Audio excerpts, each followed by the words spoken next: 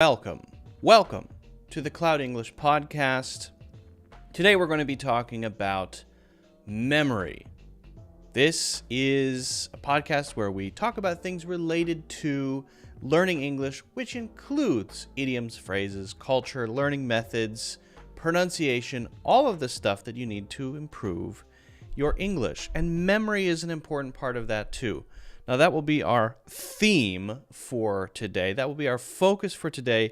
But we're going to be talking about different areas along the lines of memory. Not just defining terms and stuff, but actual methods and a few other things as well, including some idioms, some interesting phrases about remembering things or not remembering things. Some really common idioms. And people ask, are the idioms that you share, how do I know they're natural? They are natural. I don't share idioms, phrases, phrasal verbs unless they are often used by native English speakers. So don't worry about that. As I said, or maybe I didn't say, I'm not sure. My name is Luke, and it is December 9th, 2047. Thank you so much for joining. Right at the top, if you're watching, I would appreciate if you could just tap the like button or the thumbs up or whatever you see there. That is a small action you can take, which accomplishes a lot. It's a great way to show support. It costs nothing but about a half a second of your time, but it makes a big difference to me. So please hit that. And if you want to see future videos, podcasts, etc., then you can subscribe or follow as well. If you're listening to this, then you can follow, I think. And maybe there's something you can click on to show support as well, depending on where you're listening. If you want to listen, that's in the link in the description. So the podcast version is up for those who prefer to listen. But if you're listening and you'd like to watch, then we're on YouTube and Facebook. Okay? That's how it is. Also, if you want to join our community, we've been having some great conversations recently. It's been a lot of fun. I really like how the community is shaping up. You can join the Discord community. Currently, that is free, for free, by following the Discord link in the description. And, it's not too, serious, intense learning there. It's just a community, a place to immerse yourself in English and share stuff. I like it. It's nice. If you want to get my free course and start really, learning English more seriously, you can do that by clicking the link. The first link in the description should be Natural English Conversations, okay? Check that out. If you want to start learning more seriously, right? You want to really have, more dedicated learning and intense learning that's going to take you to the next level faster, I would advise signing up for a monthly or a yearly membership. It's the same website that the free course is on, but if you sign up for a yearly membership, you get access to all my courses for that amount, right? And if you sign up for the monthly, then you get access to all my courses as well. But if you sign up for the yearly one, you get a one-to-one evaluation with me. I will actually get on a call with you and give you an idea about where you need to work most urgently and stuff like that. So that's it for the top of the show. Let's see. I know the football is going on still. I haven't been following it, unfortunately. I'm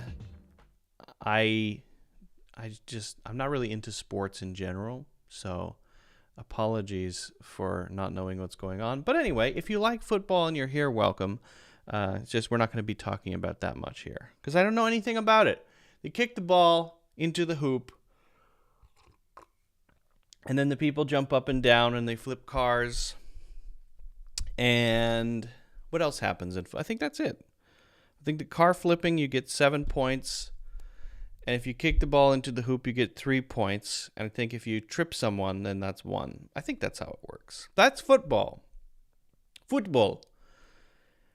Okay. So we're going to get started with memory. Again, we have a lot of things to talk about, but I want to get started with a topic. and then we have some other things to go through. All right? And if we have time, I want to do the book review. I finished a book recently and I want to share. I want to do this more, actually. Books that I finish, I'd like to sort of share a summary of the books so you can decide if you would like to read it or not.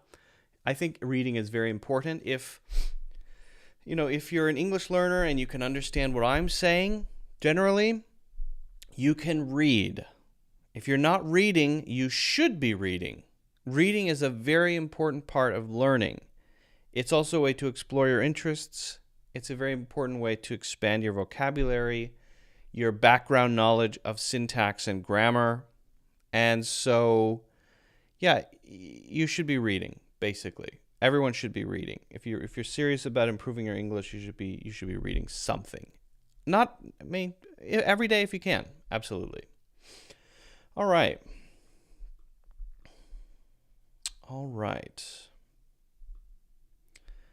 So let's get started with... Where are we? Okay, let's get started with memory. I have a topic I want to share, and then we can get into some other stuff. People's brains work differently. And so it's important to first, when you're thinking about memory and remembering things, to know what your style is. So think about that first. What is the way that you best remember things? If you ask yourself that question first, you'll come up with some ideas that might help you to focus your energy a little bit. Because if you're doing something that doesn't fit with how you think, then you're kind of constantly working uphill. It's a battle. Whereas if you're doing stuff that fits with how you think, then it's going to be like coasting downhill. It will still be work, but at least the effort that you put in will pay off more, right? So how do you best remember things?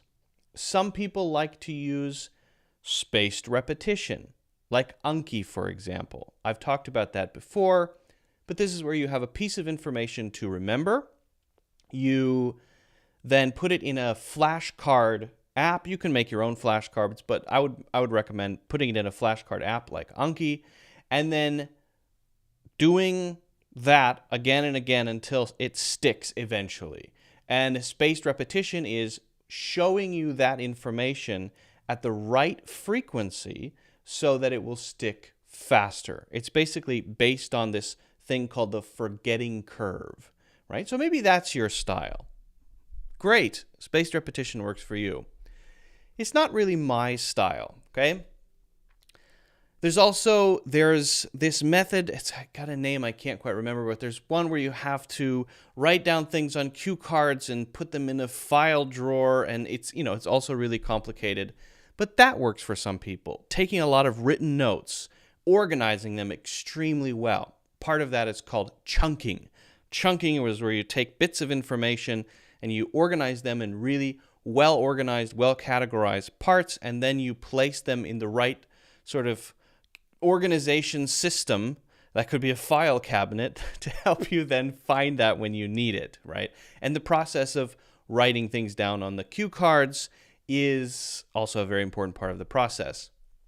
That is, the name escapes me right now, but there's a system about that. Okay, I'm going to share my general approach with you, and it's just one, right? So take bits and pieces if they work for you, but if not, that's totally fine, right?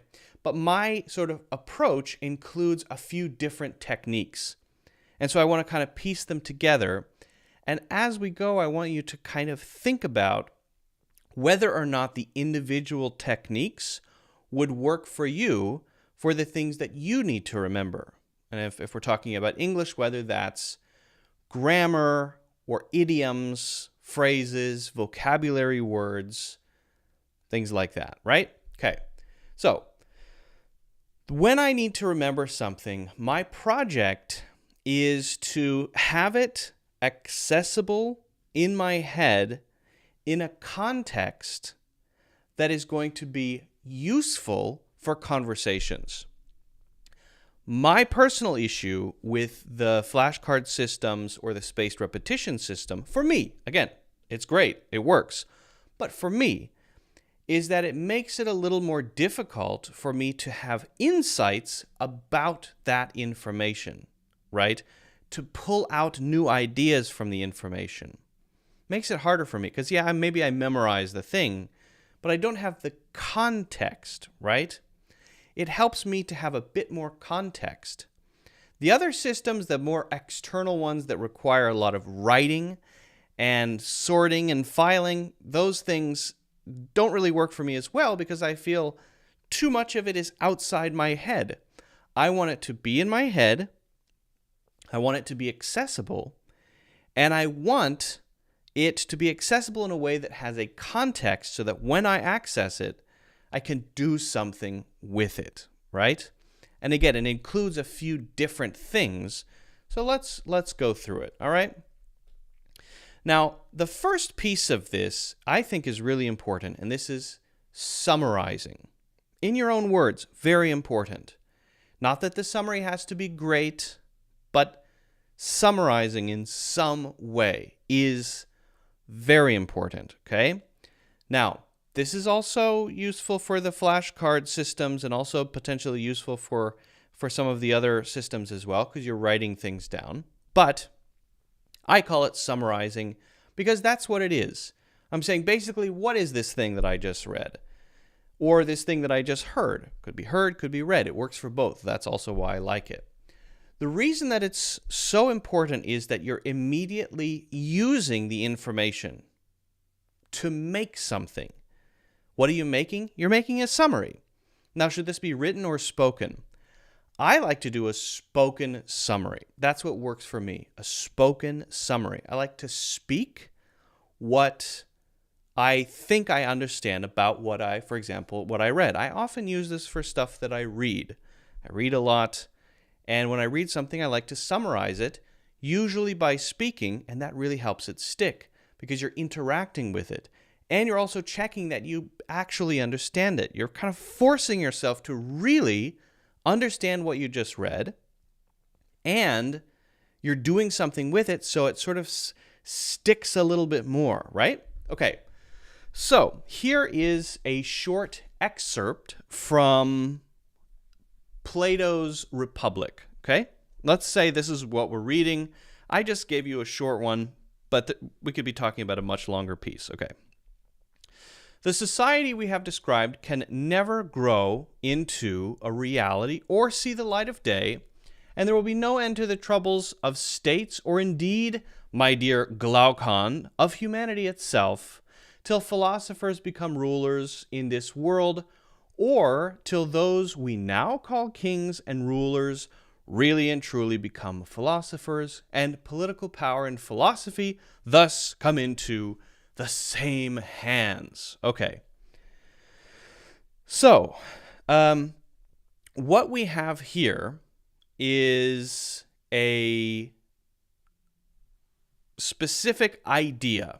And I consider this idea as the sort of core of this piece, this excerpt. Now, maybe I'm talking about something longer, but whatever.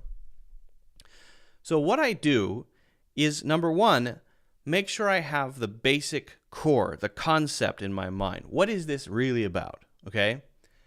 Then I'm going to take that core concept, I'm going to kind of forget about the words that Plato uses to say this, and I'm going to say it as I would if I were writing it. Maybe a little simpler, though. Maybe not as complex, maybe not every idea, but just the basic core. How would I say that to someone who has never heard this before? Now, there's another technique. I believe it's called the Feynman technique or something like that, where you have to understand something so that you could explain it to, I think it's a 10 or a 12-year-old. And that's called, I think it's the Feynman technique or the Feynman method or something like that. You have to simplify it until you understand it well enough to explain it pretty simply to someone else. Okay? So, how would I do that? So Plato believes that the problems in society that governments have could be solved if the people who were in charge, the people with political power, were also philosophers. And if I had kept reading, or read a little bit before, I would have known that these are called philosopher kings. Okay. Now, philosopher king, that's something you can hold on to. That's an image. The core concept is actually philosopher king. And then I've made a summary about that core concept. Core concept, philosopher king. Summary, what I just said. That's a basic summary. Doesn't have to be perfect. It's just me trying to sort of talking through my understanding, right? Because that's basically what he's saying here.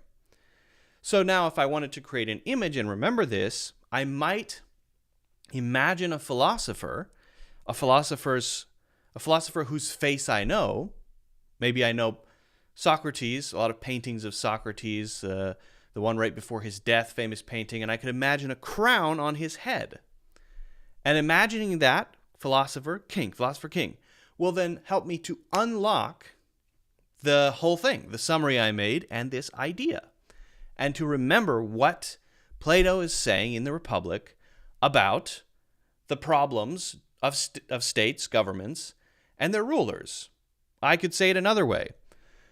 The problem of governments or states is that their rulers are selfish, greedy, corrupt. He's not saying that exactly, but that's, my understanding. And foolish. Philosophers are generally more wise, more rational. They use reason to solve problems. And they tend to be less greedy. If the philosophers and the kings could be merged together into one giant robot philosopher king, the problems of government would be solved. Now, that's not my opinion. That's me summarizing Plato's opinion about the problem of states. Okay, so that's the idea, right? That's the basic idea. All right, now we've done the summary stage. That's a key part because that's you interacting with your knowledge, and it's kind of forcing you to understand it. It's forcing you to work with it, and it's forcing you to immediately create something. And that act of creating, doing something with what you learn, is active, whereas just reading it is passive. Passive is stored in short-term memory, so you think you know it when you read it, got it. But short-term memory fades after a few hours, or sometimes days. And so if you don't do something to store it in long-term memory, then it's going to fade forever. You're not going to remember, what did he say about what was the thing with I forget. But you summarize, you've done something with it. Now, I like to then ask myself a few questions. Now, there's a version of this called active recall. And active recall allows you to essentially interact with what you're learning by thinking about questions and by participating as though what you were reading were another person telling you that. Hold on, wait a second, I have a question, right? But then you answer the question. So you're kind of playing both parts. Think of it like that. Whatever you're learning, whatever you've read, whatever you're trying to remember, how can you interact with it? Not just summarize it, not just make something with it, but interact with it. Right? If someone just puts a thing on the table, a piece of clay, it looks like a ball, and you just look at it, you don't know that much about it. Okay, it's red and it's a ball. But if you pick it up and you feel it and you play with it and you stretch it out and you do things with it, you know more about it. And the experience of doing that is going to give you a deeper understanding of it, and the experience of doing something with it will make it stick in your mind. Again, there's a variation of this called active recall, and it's a specific process. But I like to just think of it as it's questions. Ask yourself some questions about it. That's it. If you ask yourself a few questions and answer those questions, at least it's going to stick better. And at most, it's going to stick and you're going to have a deeper understanding of it. Okay, so what kind of rulers does Plato think can make a better society? Okay, well, Plato thinks that if the people who were the rulers or the kings had a way of thinking that was philosophical or a philosophical training, they would be better at being kings. Or maybe if the philosophers decided to become kings and they were the rulers, then the society would be better as well. That's his idea. Okay, that's the answer to the question. Why does Plato think that kings should be philosophers? So, a philosopher in Plato's mind is someone who uses reason, who questions things, who is balanced, who is fair-minded, who has a lot of positive attributes that allow them to think rationally through problems, and that makes them less likely to be corrupted, less likely to just be wanting to conquer other territories for greed and power and things like that. They would be more fair and have better judgment. That's why he thinks they would be, the kings would be better served to learn philosophy, or better if philosophers were to become kings, or there were a philosopher king, Socrates with the crown, right? Okay, why are states so troubled? Now there I would want to maybe go into, there I maybe need more context. I would want to have read the whole thing. Now I want to be clear, you don't have to just do this with a paragraph. You can do this with a whole chapter. I usually do it with chapters. I think paragraphs, it's too much of a pain for me to do this with every paragraph. I usually take a large section or a whole chapter and then summarize that, ask myself a few questions. And by the way, you can do this written, but I don't. I like to just sit there. I sit there and I think about questions and then I answer them in my head. I like that it all happens in my head. When I'm trying to remember something, I don't want to be reaching outside of myself. I need an app. I need something to help me remember. Or I need to write down things. I have to write. If I don't have paper and a pencil, I'm helpless. I understand that those are valuable, but personally speaking, I like it to all be inside of my head. Maybe that's neurotic, but that's just me. I like it to all live inside my head. So I do often do the summaries, actually speaking the summaries. And I sometimes use a speech-to-text app with an Apple Watch, and I will speak, blah, blah, blah, blah, blah. I will speak my summary, and when I get home, because that Apple Watch app is connected to my phone and that's connected to my computer, I can open it up on my computer when I get home, and I can see what I said outside on my walk when I get home. There's my summary, and I can save it or edit it or review it, right? So I'll do that sometimes. Then I'll ask myself some mental questions and answer those. Then, okay, so I've made something with it. I've interacted with it. And now I want to make a few things specifically stick. Now, let's say the philosopher king. I said there's one image there. What I want to do is I want to remember that Plato said the best kind of rulers are the ones who use philosophy. Those would be the best kings, okay? So I pictured that there's a famous painting of Socrates, one of the most famous philosophers, right? And I'm picturing him sitting there, laying there on the table, sort of reclined, talking to all his pals. And he's got a big crown on his head, and it's a shining crown, right? Okay. Now, I imagine, if I want to, okay, I imagine that Socrates, with the crown, is sitting behind the big desk with the curtains in the White House. Okay? So there I have created a complex image that is hard to forget. I've got a philosopher.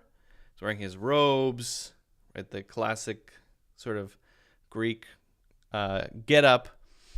He's wearing a big golden crown and shining, and he's sitting behind the desk in the White House. That image, I've made an association or associations with my imagination, and because it's complex, it's not simple, it's, number one, interesting, so it's hard to forget, but it also unlocks the meaning when I see it. Now, we can talk more about placing it in a minute, but that's just an image, okay? Now, visually, you can do that. That's sort of your imagination. You create a picture of something that integrates the concepts. So I like to do this a lot. This is part of a whole thing called a memory palace, right? It integrates the concepts. The crown is a symbol for the king.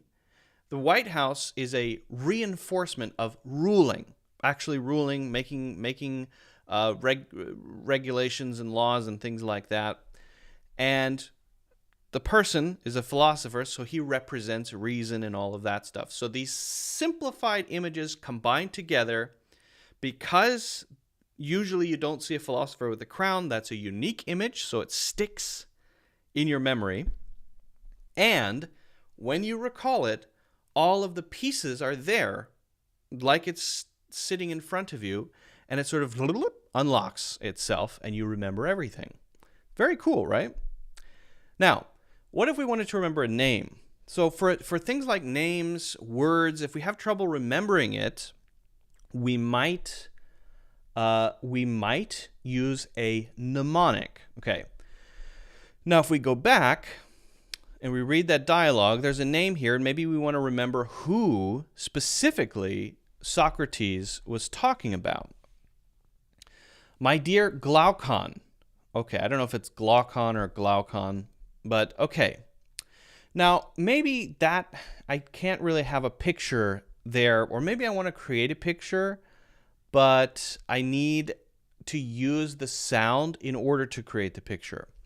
All right, so is there anything that when I say Glaucon, is there anything that pops to mind?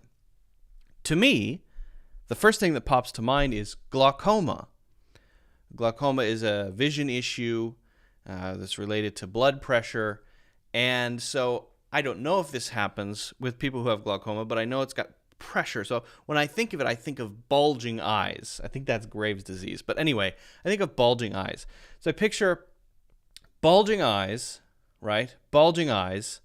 And this person who's listening is not understanding. So the bulging eyes represent like a state of what's going on, shock or surprise. So I want to remember maybe that Glaucon is somehow confused by all the ideas that are being discussed in Plato's Republic. And so he's like this all the time, just he's kind of lost. And his eyes are bulging, and I glauc. That reminds me of the name, Glaucon. Now, it might work, it might not work. You have to think about one that works really well. For me, this works very well because I know that this root is also associated with owls and the big eyes of owls. So it works. Glaucon, I think glauc is related to owls, and so there's a mnemonic association that I can make, right? You might do something very creative with it. I was reading recently another dialogue that's part of Plato's complete works called Euthyphro, and Euthyphro is this young guy who wants to prosecute his own father because he believes he knows what justice is. He understands what these things are. He understands his duty, right? So he's having a dialogue with Socrates about virtue and justice and duty. He thinks he knows what's right, and so I was on a walk at the time because I happened to be listening to that one on an audiobook, and I was walking, and a car pulled out in front of me and then kept going. But I visualized at that moment, okay, what if a guy had popped out of the car window at that moment to yell at me And it was a young guy, and what if he had a huge afro, big hair like this, and what if he started yelling at me about duty and justice or at virtue? What if he started doing that? Okay, well, why would he do that? Well, because there's a thing I want to remember, which is his name, which is Euthyphro. Youth, afro. So I picture the afro and that he's young, and now I remember the name. And because I remember that he's yelling at me about these things because he thinks he knows what's right, I remember that as well. So I've created this little scene, and that makes the concept stick to the name. So when I recall the name, I can recall the concept. Okay? So that's the basic idea. You could do it with almost any name. You have to be very creative sometimes. So we've talked about how to summarize and why that's important. We've talked about how to ask questions to make what you learned really stick. We've talked about making associations that will, of course, help make things stick, but also give you a way to remember names and words, specific things, right? And concepts associated to those things. And again, you can use this for words as well. So you can use it for anything, right? Anything you need to learn, these basic ideas. Now we might consider placing it.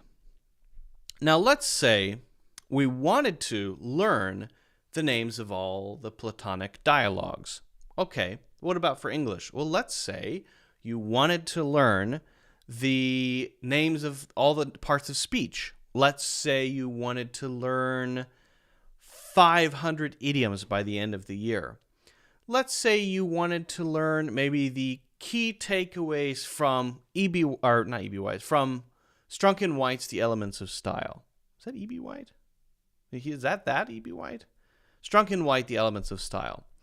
Let's say you want to remember the different tenses, right? Past perfect, present perfect, and present continuous, all of those, right? You can use the same concepts to remember these things, but you might feel then a little confused about where to put them all, right? Like, okay, are they just these free-floating things in my mind? Once I remember one of them, I've got this great image of the philosopher with the crown and the White House, but what do I do with that, right?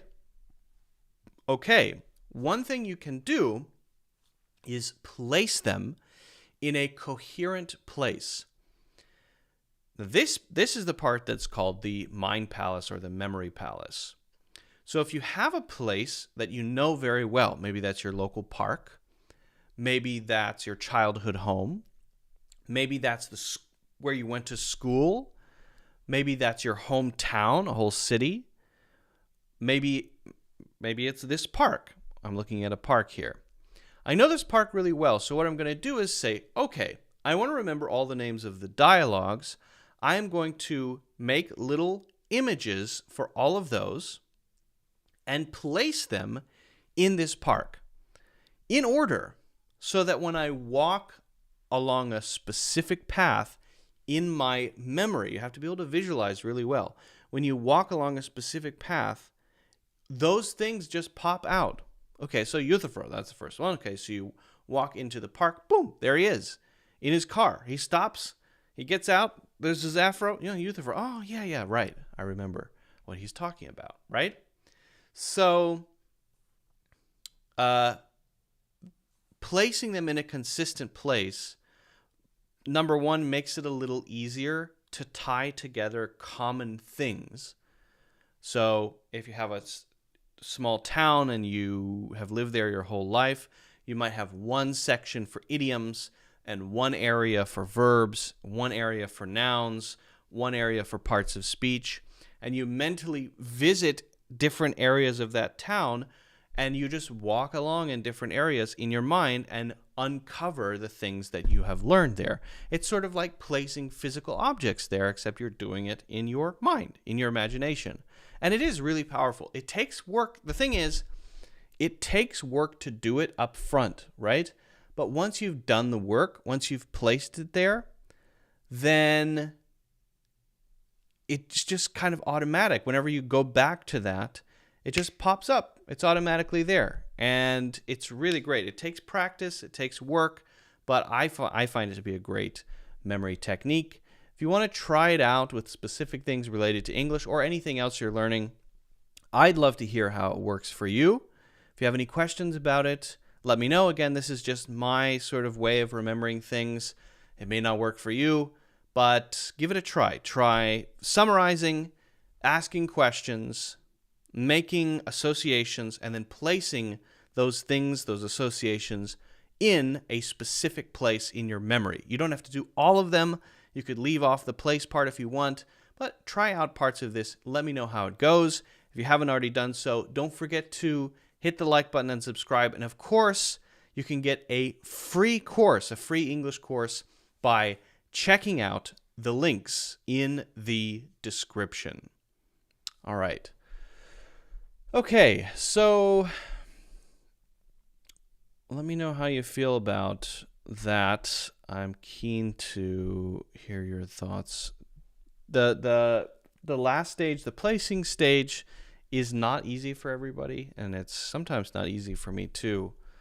Sometimes you don't have to use a specific place. Sometimes you could use, like, place it in Star Trek universe. So it's got a certain aesthetic associated with it in your imagination, and then that binds it all together, right? So there are a lot of different ways to do it. You can get very creative. I'm certainly not the master of this. There are people who, memory masters who can memorize 10,000 digits of pi, memorize the order of a randomly shuffled deck of cards in a matter of minutes. I mean, this is people who are really good at this memory stuff. It's pretty amazing. All right.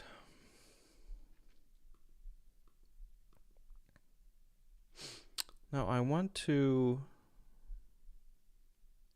since we're talking about memory, so there is a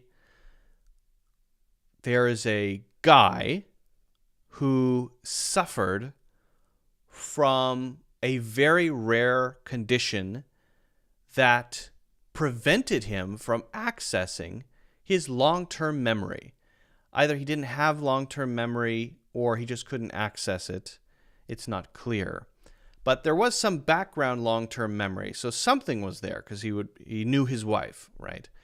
But this, I think, highlights the importance of knowing how to turn short-term memory into long-term memory.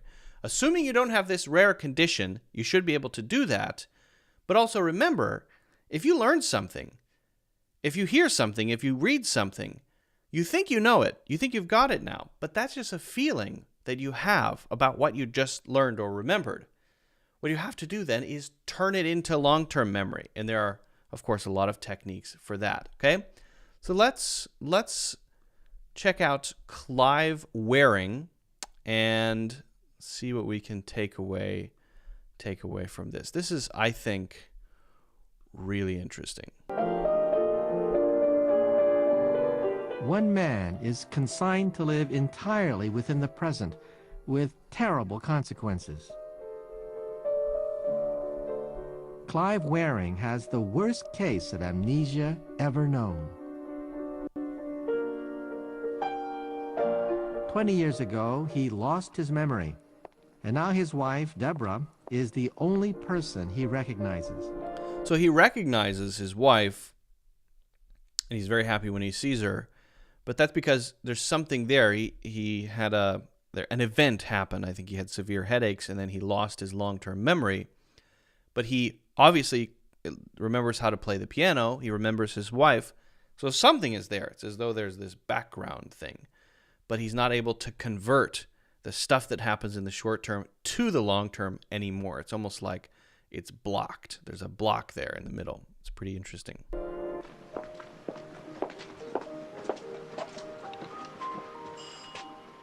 That's his wife.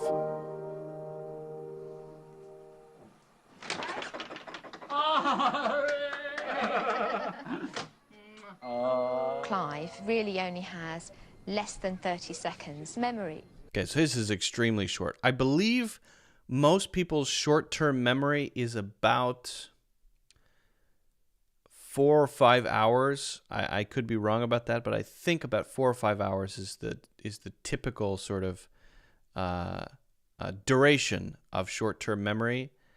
Of course, that's not a clear line, but apparently he only remembers 30 seconds. And sometimes it's as little as perhaps 7 seconds.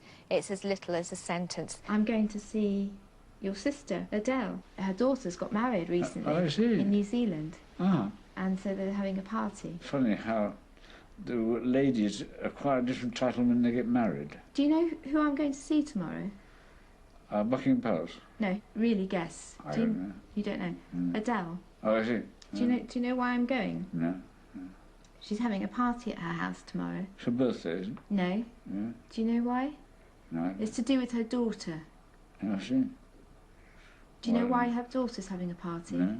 Guess. No, I don't. She's just got married. Oh, I see. She just got married. So he can't remember what she just said. He's responding to her questions as he would in the moment, only in the moment, but only immediate. And he can't make the connection to what she said earlier. It's fading away that quickly. Married in. Do you know what country she just got married in? No, I don't. In New Zealand. Oh, I see. Yeah. The sentence he is in, he will probably have forgotten the sentence before. You ask him a question and he'll give you an answer, but while he's giving you the answer, he's already forgotten the question. That's how short it is. I'm going to see your kids tomorrow. You see my kids? Yeah, your children. What are they up to now? Do you know what they're up to No, now? no. Guess what you think they're up to. No idea. I couldn't guess. I don't know what their levels were. No idea. Couldn't guess. That's a great phrase. I should say that more often. If people ask me English questions, people want to know, hey, Luke, can you please... Luke, do you know the pronunciation of this word? No idea. Couldn't guess. I'm going to use that more often. I love that. I like it a lot. They hadn't got an O-level last time I was conscious. So I didn't know what possible thing they could do, did I? No. No, I couldn't possibly guess. So I'm not trying to poke fun at Clive Waring, but I love that phrase. I couldn't possibly guess. Hey, Luke, can you please help me understand present perfect? No idea. Couldn't possibly guess. Where do you think they are? No idea. Don't know where I am. Yep. All he has Well. is voice. No idea. He said, I don't know where I am. That's what he said. He doesn't know where he is right now. Behind him. It's been like death. I've never seen a human being before. Never had a dream or a thought. The brain has been totally inactive. Day and night the same. No thoughts at all.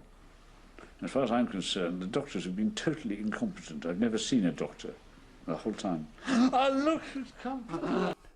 That's the cutest thing ever is how excited he gets when he sees his wife. He loves his wife so much, and he has this feeling that he hasn't seen her in many years. And when he sees her walk in the door, his eyes light up. He gets so excited. That's precious. That's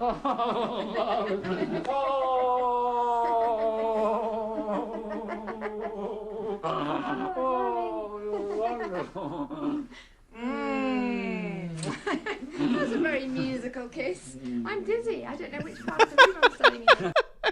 All right, that's another thing I got to do more of, the double hand kiss. This is great. I need to do more of that. Couldn't possibly guess that phrase. No, I couldn't possibly guess. And I need to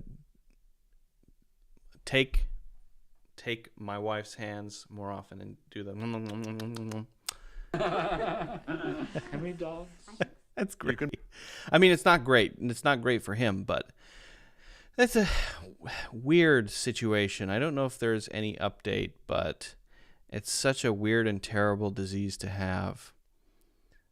I find it adorable how this guy is always so excited to see his wife. Yeah, absolutely. I'm very interested in the comment he made at 227. It's been like death. I've never seen a human being before. Never had a dream or a thought. Brain has been totally inactive. Day and night, the same. No thoughts at all. That's really dark, right? That just seems very, very dark. And yet he's able to play the piano. He's able to remember his wife's face. He's able to experience those emotions. You know, that's really interesting. Well, yeah, crazy.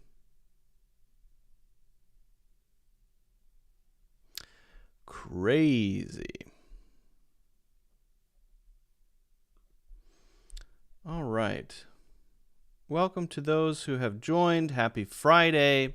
If you've just joined, my name is Luke, and we're going to be talking today. We have been talking today about memory a bit and remembering things, techniques. I'm going to be sharing some idioms shortly, which reminds me I should probably turn on my thing.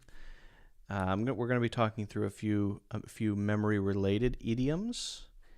And if you have any questions about, if you're watching live and you have any questions about idioms, phrases, grammar, pronunciation, culture, whatever, just let me know, and I'll do my best to answer.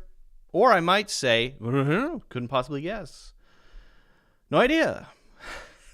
I like that so much. Hey, Luke, what is a gerund? No idea. Couldn't possibly guess. Hey, Luke, what is an adverb? I don't know. I couldn't possibly guess. This is my new favorite phrase. Couldn't possibly guess. No idea. All right. Now, just a couple things to remind you. If you haven't already done so, you can hit the like button and subscribe. Check out my full courses in the links in the description.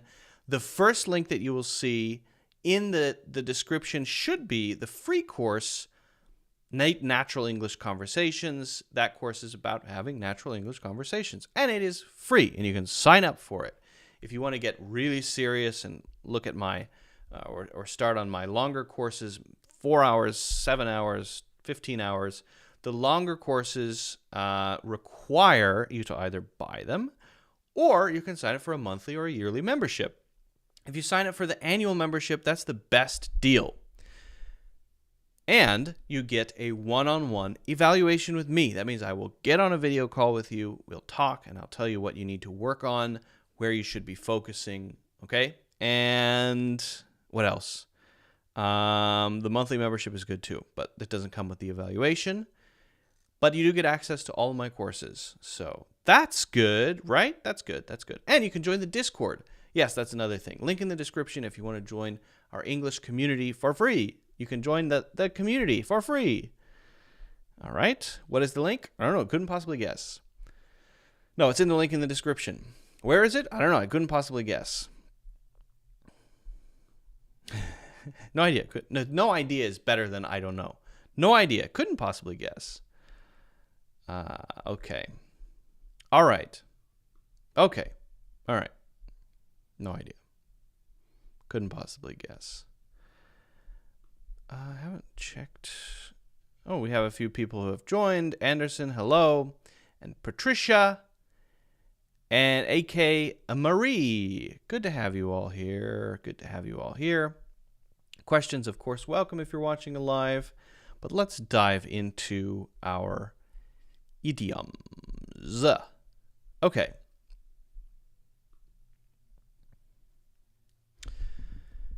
Okay.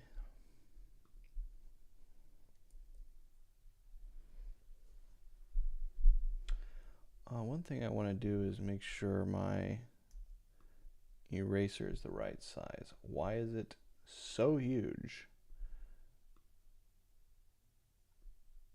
There we go. That's better.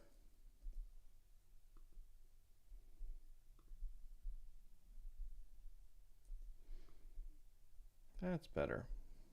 Okay.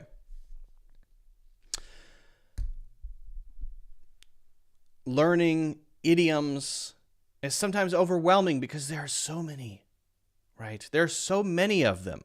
Where do you start? Sometimes you just have to jump in and start swimming around.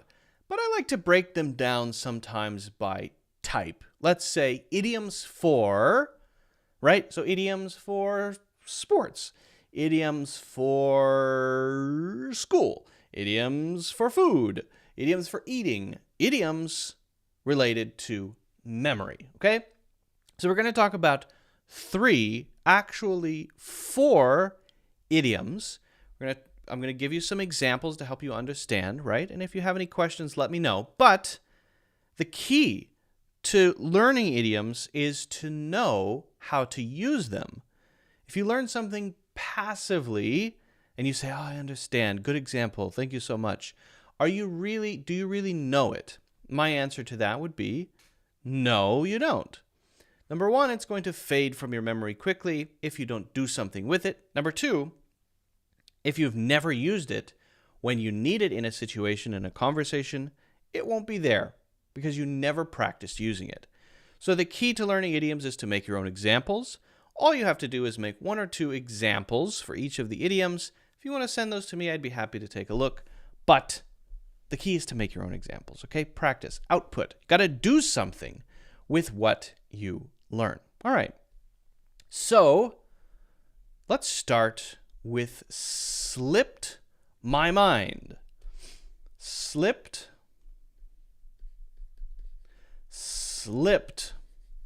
my mind. Now, we can replace this with any other possessive pronoun. Your, not any other, but this sort, right? Our, her, his, their. Now, if we say our, then it would be mine's, right? Because it has to agree, right? And if you want to change it and say slip my mind, that's okay too. It depends on the situation, right? Okay. So, slip my mind, what does it mean and how do we use it? If something slips your mind, then you forgot it, but it's not a general type of forgetting. It's usually something you forgot in the moment. In the moment that it was happening, you forgot it.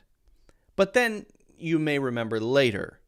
And it's often a task or some action that you were supposed to do. And usually it's not a fact or information, right? Unless, again, that fact or information is required in a moment. Okay, this might not be super clear. So let me give you a few examples here, okay? I went out to run some errands. And I was asked to do some things on the errands or buy some things. I need to go to the post office. I don't know why. I need to pick up 39 baby chicks from the post office. Did you know that you can send and receive baby chickens via the U.S. post office? That's true, and it's very strange. So I need to go to the post office. I need to sit by the lake and feed the ducks. And I need to go to the supermarket to pick up some things. Now, I think I have a pretty good memory, so I've got my list in my head. I don't write things down, right?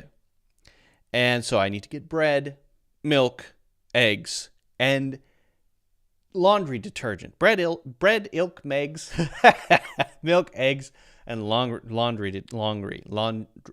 bread, milk, eggs, and laundry detergent. Okay? So I go to the supermarket, I get bread, milk, eggs, and then I ask myself, am I good? Do I have everything? Yes. Okay, great. Then I go home. And then I'm asked, hey, where's the laundry detergent? And I say, sorry. It slipped my mind. Now, it's not to say that I can only be reminded by others. I might get home and then realize myself that I forgot the laundry detergent. It slipped my mind, right? So the key there is not that it's not in there.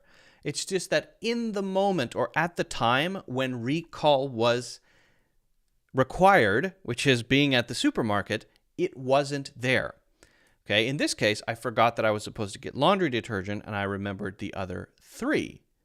Okay, now what about, though, if it's on an exam, right? I'm taking an exam, and I'm supposed to remember which year did Columbus sail the ocean blue? And I wrote 1792 because I didn't remember. It slipped my mind. That's a stupid example, but that's when I needed to recall something, I couldn't for whatever reason. Maybe I didn't have a good breakfast, or I was in a bad mood, or for any number of reasons, I could have been distracted. Whatever the reason is, it slips your mind in a moment, whether it's a fact or a task or anything like that, right? It's not about sort of long-term losing memory, right? If someone says, do you remember that time when we got in trouble for sneaking out of class in 3rd grade? And I say, no, it slipped my mind. That is not the correct usage of this, because that is something I've just forgotten about in my life. It's faded away. And you may remind me of it. Oh, yeah, vaguely now I remember. But I won't say it slipped away, because if you hadn't reminded me of it or told me about it again, I never would have remembered it again, probably, right? So we wouldn't use slipped my mind for that sort of general forgetting, general loss of memory. It is when we fail to recall things. All right, got it? Maybe one more example quickly. I was talking to someone. I'm talking to someone, and I told myself earlier that I was going to, when I talk to this person, I was going to ask him a question, right? Next time I talk to David, I'm going to ask him about the thing. And I see David at the supermarket. David, hello, what are you doing? Oh, I'm just buying eggs, milk, and bread, and nothing else. Okay. And then after how are you doing? How are the kids? How are the chickens? Good. I saw your Christmas decorations there. Blah, blah, blah, to have some small talk. Okay. Then 10 minutes later, it slipped my mind to ask about the thing that I was going to ask about, right? Okay, so that's the same as the laundry detergent. All right, so we get the idea. That's how we use slipped my mind. Try to make your own examples to really get it. Now, how about jog or refresh? What? I just wrote resh. What the heck is wrong? Refresh my memory. All right, now this one I think very interesting because they're not exactly the same. They're used in different ways, okay? To jog, in this case, jog is not running, but jog is to kind of like push, and with a little push, bink, it comes back. And to refresh is to kind of do it over again in a way. So, okay, let's say, again, I'm talking to a school friend. We were classmates, and they say, remember the time when blah, blah, blah, blah. And I don't remember. Could you try again? Sorry, what the heck, my Siri's talking to me. I am talking with an old school friend, and they say, remember that time when, and I don't remember. And I say, tell me the story again. Refresh my memory. Or maybe I say, well, vaguely. Do you remember that time when we got in trouble because we snuck out of class? I say, vaguely. That means I barely remember. I remember getting in trouble, but I don't remember why. Okay. Then I say, can you refresh my memory? Refresh my memory. So there, you're telling me the story again, right? You are giving me the memory again by telling it to me in a way. Now, this is different from jog my memory. Jog my memory is sort of like you get one little doop, tap, and then poof, it all comes back, right? So maybe when we were getting in trouble, there was a couple of songs we loved listening to during that time, right? We liked the same music. I haven't listened to that music in a long time. And I hear that song playing on the radio, and suddenly, I remember the whole story. The music jogged my memory. So that's very, very different than refresh my memory. Refreshing my memory is the friend retelling me the story. Oh, yeah, the window was barely open, and we pushed it open, and then when the teacher was looking away, that's refreshing my memory. Jogging my memory is I hear a song from that time, or something happens that taps me and bing, unlocks it, like tapping me in the head.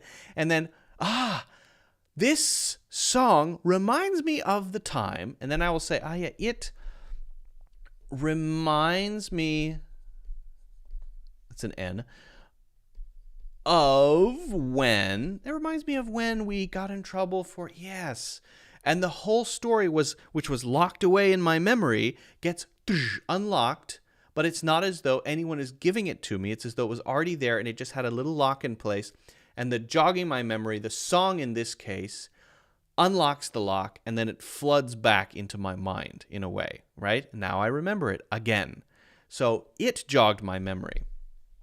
So if something jogs your memory, it's a little push. If someone refreshes your memory, they tell you, right? So, okay, let's say a training, right? Hearing his voice helped jog my memory. So you did a training module for your work, and then someone asks you a question. You say, I kind of forget what we learned in that training module. And then, right, you hear another training module unrelated to that topic, but it's the same person speaking. Maybe it's my courses. You took one of my courses, and then you forgot some of the things you learned in the course, some of the courses you took. Hopefully not, but let's say you forgot one or two things. Then you take another course, and you hear my voice in the new course, and my voice jogs your memory about the old course. Yeah, I remember what he was talking about in the old course, that Building Your English Brain course. I learned, I don't know, whatever you learn in that course. By the way, feel free to check those out in the links in the description, right? So that, my voice there jogs your memory. But if it's that training and I just don't remember it, then I could say to you, maybe you should re-watch the training to refresh your memory. Maybe you should re-watch. That means you watched it before, you forget. Re-watch it. Watch it again. Maybe you should take the course again to refresh your memory. I tell people to take my course 1 or 2 times. If you finish the course, you got a lot out of it, maybe in 6 months, go back, try it again. There might be a few things you pick up that you didn't notice the first time, a few things you forgot, to refresh your memory. It's actually good to do. So that's the difference between jog and refresh. And again, make your own examples of these. That's the key to remembering them. Okay, what about, last one here, this is the last one, rings a bell or doesn't, well, that's a weird T, ring a bell. Okay, now this one is, all you have to do is recognize that something is in your mind, but you don't have to actually remember it. You just have to know that it's there somewhere, right? So if you imagine a little bell in your brain, ding-a-ling-a-ling, it rings if something someone has said makes you realize that that information is kind of maybe a little bit in your mind. And the bell does not ring if it's not there at all. You can't find anything. Let me give you an example to make this more clear, okay? We often, by the way, use it for recalling things like names, the names of people, the names of companies, the names of products. We use it for music, musicians, singers, the names of songs, the lyrics, things like that. The things we want to maybe just know we've heard before, not that we need to know every detail, right? So if something rings a bell, that may mean that it's just familiar. You've seen it before, you've heard it before, you know that it's in there somewhere, And it doesn't require that you have deep access, that you know the entire thing, right? So if we hear a song and someone says, yeah, this song, I think I've heard this before. And then I say, yeah, it rings a bell. That doesn't mean I know all the lyrics to the song or I know what it's called. That just means, yeah, I think I've heard it before. Okay, it rings a bell. Now, often we use this for names, place names, people names, for example. So if someone says, I recognize her. And then, but I don't remember her name. Didn't we meet her at the conference last year? What was the name? And then someone says, Danielle, was it Danielle? And I go, oh, yes, that rings a bell. But maybe I can't be sure. I'm not too confident about it. I feel like it might be Danielle or Danny or Danito. Is that a name? Dorito, Doritos or something. That means it's familiar. I recognize it. I recognize the name when I see that person over there who, again, I'm familiar with. I think I've met her before. It rings a bell.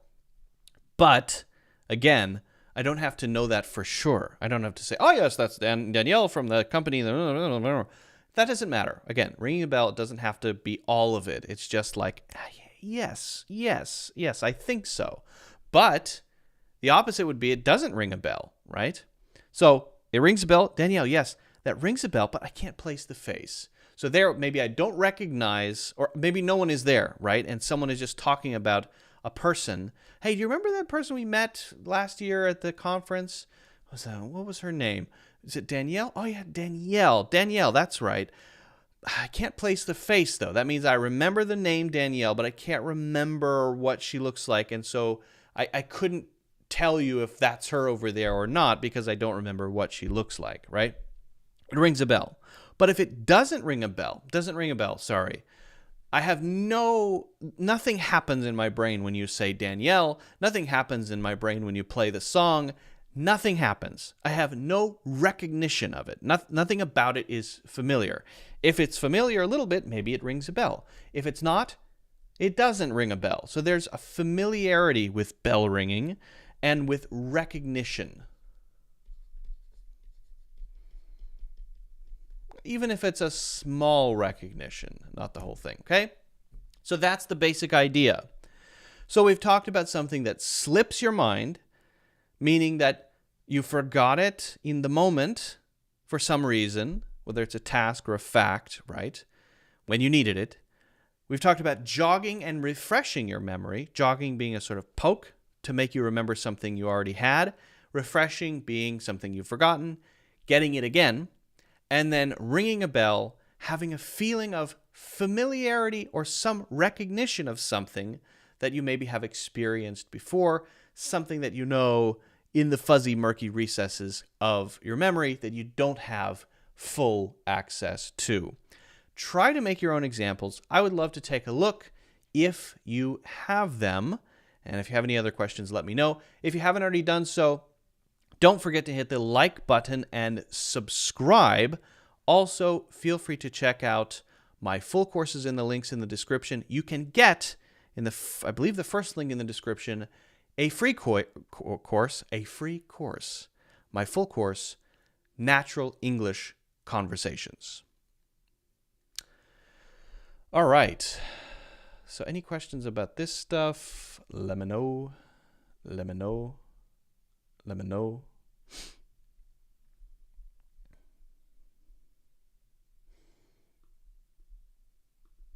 And I always forget to make sure that I'm checking for questions. Okay.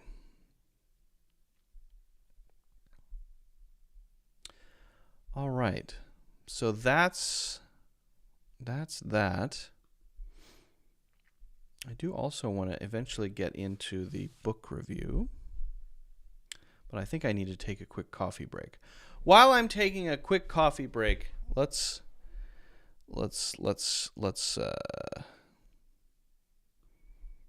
Let's watch Jordan Peterson talking about memories.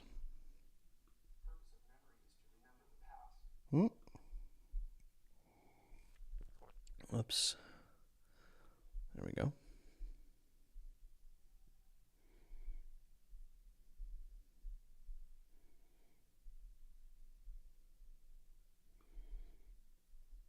Okay.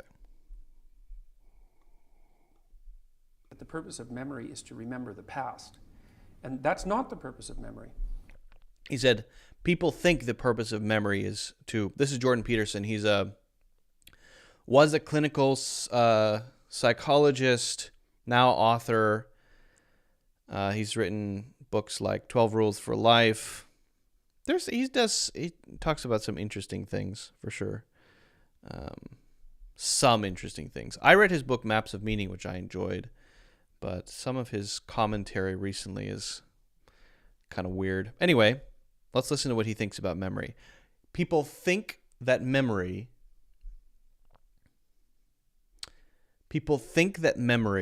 is remembering the past. It's not the purpose of memory. The purpose of memory is to extract out from the past lessons to structure the future. And that's the purpose of personal memory. Wait, so the purpose of memory is to extract lessons. That seems to be one purpose of memory, right? One, if you remember something as a way to build a sort of map for the future, I can see that would be very useful. But surely there are other ways to use memory. You might, for example, you might remember something, I don't know, when you're telling a story and your memory serves you to make the story more interesting. Is that about making a plan for the future? I don't know. It seems like that's kind of a narrow concept. It seems like one possible purpose of memory, but he seems to be saying that it's the purpose of memory. And so you're done with a memory when you've extracted out the information that you can use to guide yourself properly in the future. So you're done with a memory when you have extracted out what you need to use for the future. Again, I don't see that's, if you have a memory, it's like a little pond, and you can dip into it for different things. One, you might draw insights that you can use to make plans for the future or navigate the future better. But you might dip into it again later, at a later point in your life when there's more context, and maybe that's just to tell an interesting story. Maybe that's to give you a sense for how far you've come in your life without making any specific plans for the future. It maybe gives you a context for your where you are right now. I don't know. It just seems like there's more to memory than that, but whatever. So if you have a traumatic memory, for example, that's really obsessing you, if you analyze that memory to the point where you figured out how you put yourself at risk and you can determine how you might avoid that in the future, then the emotion associated with that goes away. So memory has a very pragmatic function. And cultural memory is the same thing, is that we need to extract out stories from our past that structure our future. And we need that because, well, first of all, if you don't have a purpose, let's say, it isn't that your life becomes neutral in a meaningless sense. It's that your life becomes characterized by unbearable suffering. That seems also a little extreme. If you don't have a purpose, your life becomes characterized by unbearable suffering.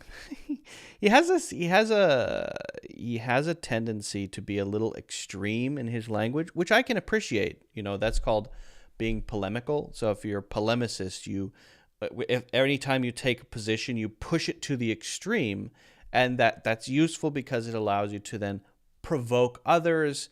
It allows you to draw more attention to yourself.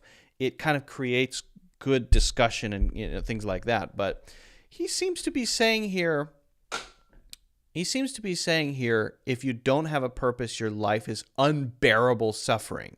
That's an extreme description. How about instead of unbearable suffering, if you don't have a purpose, you might experience, depression, or you might feel lost sometimes, or you might not know why you're doing what you're doing. But unbearable suffering is being roasted on a fire or something. That's unbearable suffering. Okay, again, I understand why I think he's saying it like this, but I don't agree with the conclusion there. Because the baseline condition of life is something like unbearable suffering. The baseline condition of life is something like unbearable suffering. Unbearable suffering is certainly part of life, but is that the baseline of the human experience, is unbearable suffering? I don't see that. And maybe the unbearable part, right? Buddha said life is suffering, and to an extent I agree with that, in the sense that, if you're in the cycle of life is you want to avoid things that are bad, and that makes you anxious and fear the bad things. And when you're going through the bad things, all you want is the good things. And so in a sense, you're in this crazy sort of cycle of craving and aversion, and that can be bad, and that's suffering, I suppose. But I would describe that as sort of low burn suffering, because you can still get it. You can still get through the day. You can still laugh at a TV show. You can still, get along. A lot of people live in that state, I think. And so unbearable suffering. If it was unbearable, they wouldn't be able to laugh at TV shows. They wouldn't be able to have families. It's just suffering. It's not unbearable suffering. It's bearable suffering. That's what it is. Life is defined by bearable suffering. That's the baseline. what you have to set against that is a noble and worthwhile purpose. And hopefully your determination of that purpose is buttressed to some degree by the wisdom of the past, because you can't conjure something like that up on your own. And if you provide people with nobility of purpose, then they can tolerate the suffering of existence without becoming entirely corrupted by it. I kind of agree with that. If you have a purpose, you can tolerate the suffering of existence. So if existence is kind of suffering, but you have a purpose, you feel like you have a mission, you're moving towards something, you're carrying a burden, I think there is value in that, for sure. That checks out, in my opinion. Having a purpose is, I think, an important part of life, but I know lots of people who don't have a purpose, and they're okay. Mild depression, but they're okay. They're not suffering unbearably, And cultures that don't do that, it isn't even so much that they die, it's that cultures that don't do that are dead. They're done. They don't have a story anymore. They don't have a call to adventure. And then everyone suffers stupid. There he's referring to Joseph Campbell's concept of, I guess it's the basic concept of the monomyth. The monomyth, hero with 1,000 faces, of 1,000 or with 1,000? Joseph Campbell's story about how all myths tell the same basic story, and there are these pieces along the way. The hero has a call to adventure, which is this thing that makes them want to go out from the village and do something scary. And they have a call to adventure that leads them eventually to maybe a wise old wizard or something like that. Star Wars follows this track. And in fact, Star Wars was written after George Lucas read the hero with 1,000 faces about the monomyth. And I think Jordan Peterson is saying, generally speaking, we follow this trajectory. This is a healthy trajectory, the hero's journey, right? And then the hero gets this quest and has to fight a monster of some kind, loses often the first time, and then in the fall or the loss gets something magical, a boon that maybe is given to them by the old wizard or someone else, that they then can return to fight a second time, defeat the monster, the dragon, and then they return to their village with something new. This hero's journey is something that Carl Jung talked about a lot, Jordan Peterson talks about it a lot. I think it's a valid concept. As a culture, We're healthier when, for example, we're looking to the future. We have a mission. We're trying to accomplish things and do things rather than just stomp out fires and stop things that are bad. And I think it's valid to say that about cultures. You could consider a culture as having a psychology in the same way that a person does. And if a culture doesn't have a kind of sense of moving forward into the future and creating great things, then it maybe starts to decay or fade or lose its sense of purpose and meaning, and then kind of dies. Or they are dead, as Jordan Peterson would say. As a consequence. It's a very bad thing. So Churchill made the same observation that many of the great psychologists and philosophers made in the early part of the 20th century.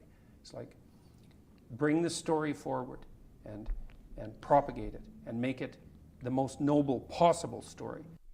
Bring the story forward. I do agree with that, actually. The story part, people don't put enough emphasis on the importance of the story element of life. We look at things in terms of how much money are you making? We look at things in terms of what quality of life do you have? We look at things in terms of how long are you going to live? What health conditions do you have or not have? What's your status in your society? All of these things are sort of quantifiable in a sense.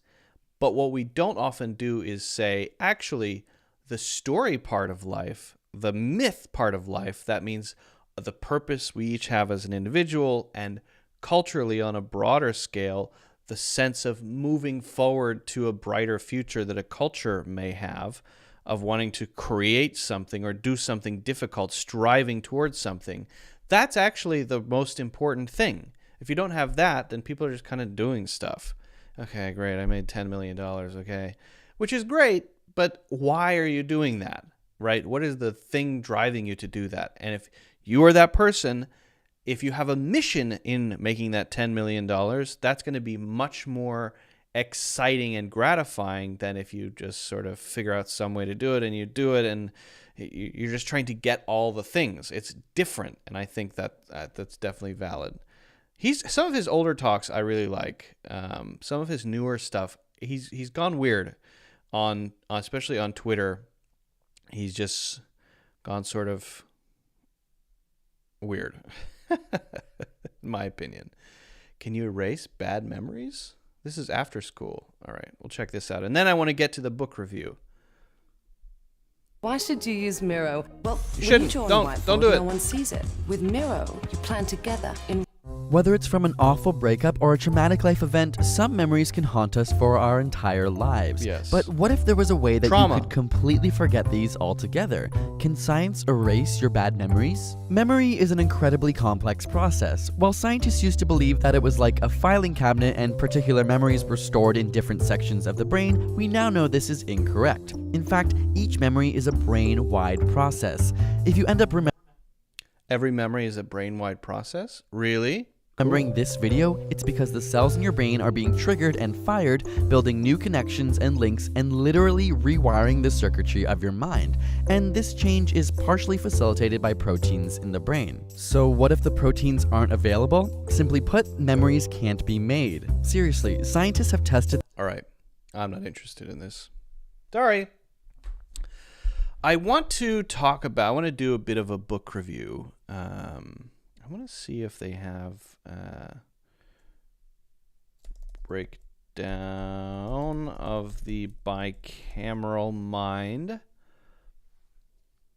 I'm gonna talk through a book I finished recently, which is really interesting.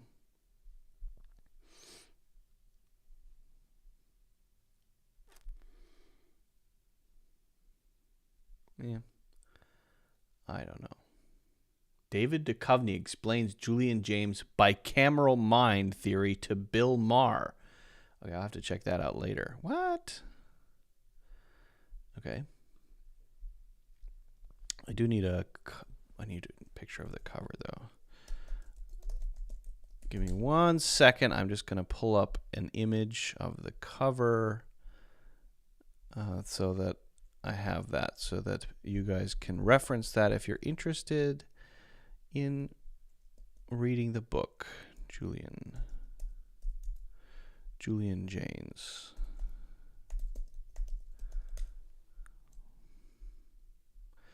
God voices. Yeah. Okay. Just put that up here.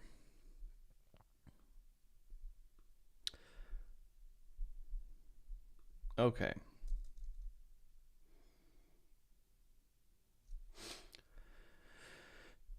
So,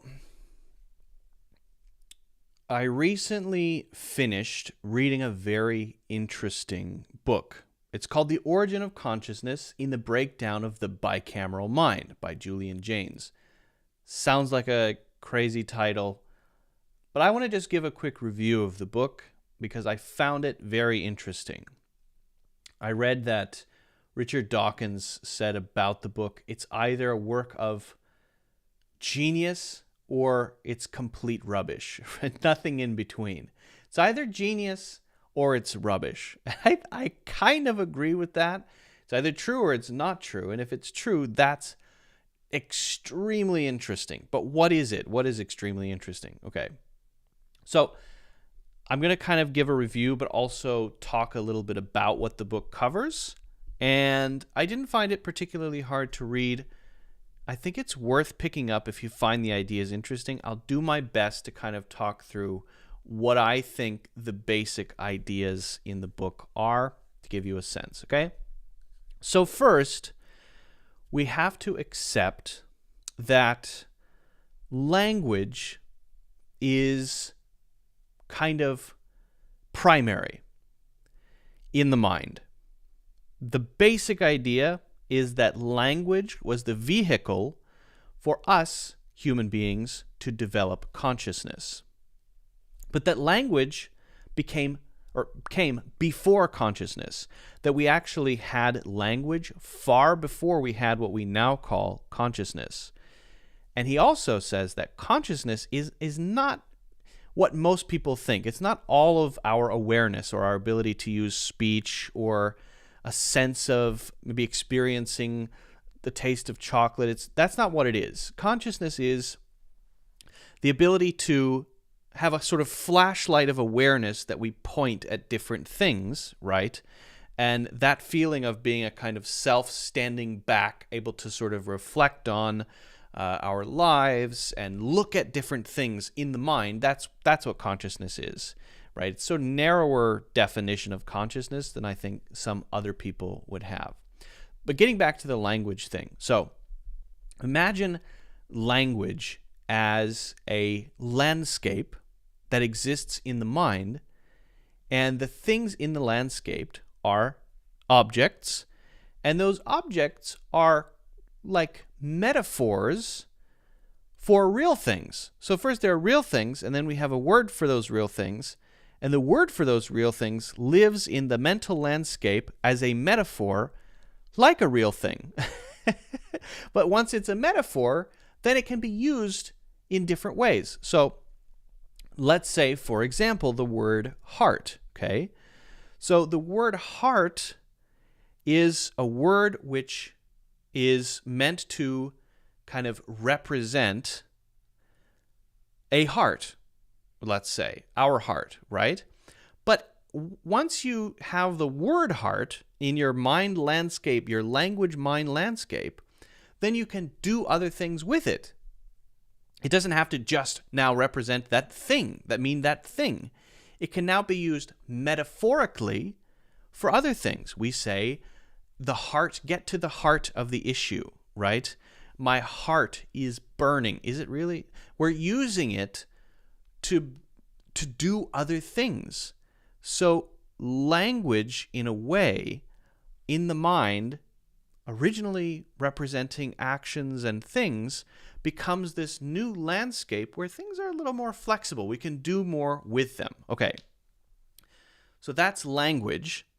And then we start to develop an ability to use language that feels like speech from someone else, but is only in our heads.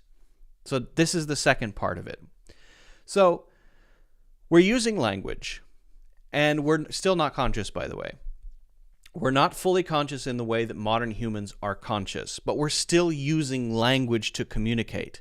We're building cities, civilizations. We're getting things done. We're telling people what to do. We're telling people to go here and go there and do that and take this and give me that. Right? We're communicating, but still not fully conscious, according to Julian Jaynes.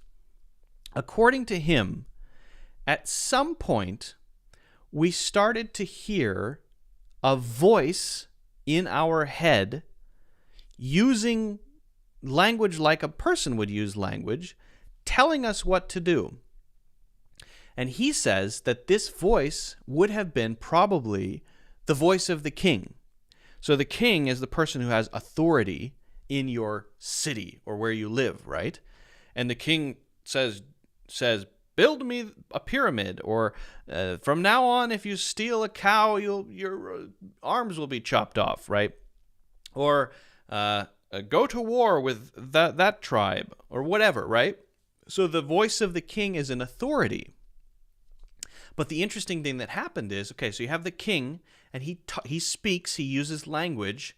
When he speaks and he tells you to do something, you do it because he's the king, right? But then, one day the king dies. The weird thing that happens is the king's voice is still in your head. Except that voice in your head is now, because you remember his voice, is now still telling you to do things, but coming from you, right? Except you don't recognize it as you. You recognize it as the voice of God, or some powerful being talking to you, telling you what to do, right? So now, okay, so we have language. Then a language allows us to communicate, to talk about things, to communicate instructions. We have this mental landscape in our minds, right? And then, because we have language now, we have societies and civilizations, and then we have kings who can tell us what to do. But then their voices don't have to die when they die.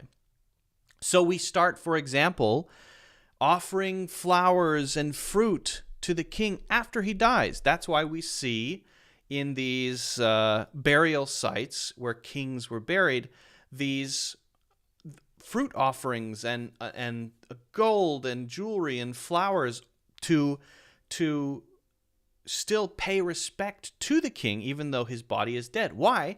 Because his voice is still alive in your head telling you what to do. So you don't recognize that voice as coming from you.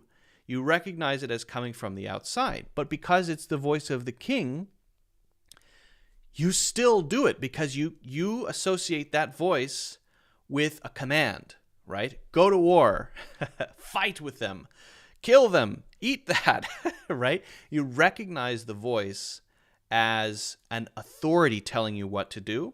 And so when you hear that voice, you do that thing. Hear voice, do thing. There's no distinction. There's no thought of, oh, I heard a voice that told me to go to war with the Hittites. No, the voice is an authority voice that's telling me what to do. And as soon as I hear it, I do it because I recognize it as the voice of God, right? So this is his theory, okay? So now, but what is the voice? Well, the voice is using, it's our minds, right? Using that voice, but actually it's our problem-solving brain, right? I mean, squirrels can solve problems, figure out how to get the nuts out of the jar. Crows, animals, are good at solving problems. It's just that now that problem-solving brain has developed a voice, like an AI, right, that now has a voice. Oh, I can tell him what to do. Instead of just figuring stuff out kind of blindly, now we have directions. Do that, eat this, go there, right? So that's a new thing. But again, we don't recognize it as coming from us. It's from the outside. It's a command. Okay. So this is what's called the bicameral mind. This is where everything is happening from commerce and trade to writing books, stories, without an inner voice that we recognize as our own and what we have today, modern day consciousness. Without that, we can do all of that without consciousness. In fact, he uses the story, Homer's Iliad, as proof of this. He notes in the Iliad, which is classic, a very early form of literature, he notes that in the Iliad, you never have characters in the Iliad sitting down thinking, geez, I wonder what I should do. I guess I could do this. You never have characters sitting down exhibiting what we have as conscious reflection, where we kind of step back in our minds and look at our options, consider ourselves as an agent that could go left or right in the future. Reading the Iliad, the language of the Iliad, the gods decide everything. The god decided this, the god decided that. So it's written as that. So he believes that the Iliad is essentially proof of the bicameral mind, that even Homer had this bicameral mind. He wrote the Iliad with the concept that the voices of God were telling people what to do, and it wasn't people deciding things on their own. It was the voice of God. That's his idea. He uses that as evidence to support it. Very interesting. Okay. Then we have, and of course then it's immediate obedience, right? You hear the voice, you do the thing. Voice says do thing, you do thing, right? So we have this voice. Right now, you could say to yourself, maybe I'll go for a walk, right? You're talking to yourself all the time, but you see it as part of you, right? And it's one of the things that you use to solve problems and think through what's going on and go about your day, right? You use it. Well, what if you didn't think that voice in your head was part of you? That's what we're talking about, okay? Then we get to the breakdown. So the origin of consciousness. Up to this point, consciousness does not exist, essentially. What we have now, this conscious awareness, this flashlight that can reflect and move around and consider ourselves as a separate thing that might do different things in the future, for example, doesn't exist. But we have all the pieces there, right? But then a series of catastrophes take place, and there are large migrations of people across other lands and territories, and a lot of mixing of people. And in this mixing of people, you have the voices no longer agreeing.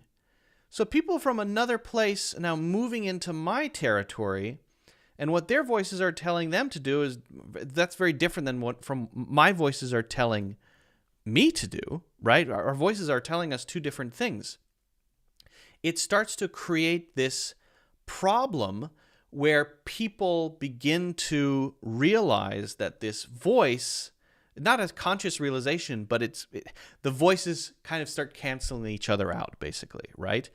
And as they do that, we develop a new capacity, which is now to still have the voice, but to, in a sense, in our minds, step back a little bit and see the voice as part of our minds presenting options about what to do, which then gives you a new kind of agency, right? Before, the voice said, do that, and you do that. Now, a voice in your head says, I could have raspberries or blueberries, right? And you consider that. You look at yourself in a different way. Now, the voice is proposing things to you, right? Like, what about this or what about that? Rather than commanding you. You see the voice as something that helps you, but isn't telling you exactly what to do, right? You don't see it as separate from yourself. It's part of you, right? And that's what we do. Now, right, our inner voice, we don't even think about our inner voice. It's just kind of there right? I've heard that some people don't have one, which I find weird, but a lot of people have an inner voice, and it's just part of their process of going about their day, getting things done, doing things, making decisions, right? Solving problems. And so now the problem-solving brain, which before used the proxy voice to command, is now the problem-solving brain using the voice to sort of create a more total experience of looking at the whole situation a little bit more broadly. And that ability to look at the situation a little more broadly is consciousness, according to Julian Jaynes. Okay, so that's the breakdown of the bicameral mind. The breakdown is when we lose the command and we gain that new ability, right, to step back, for lack of a better way to say it. All right, so then he goes into support for this, and there are a lot of things he talks about, but two interesting examples are hypnosis and poetry. Hypnosis and poetry. So there was a guy named Mesmer, and he was very interested in first magnetism, but then he developed the technique of hypnosis, which is a well-documented thing that allows one person to not take control of another person, to tap into a condition of another person that makes them more suggestible. Some people are easy to hypnotize, some people aren't, right?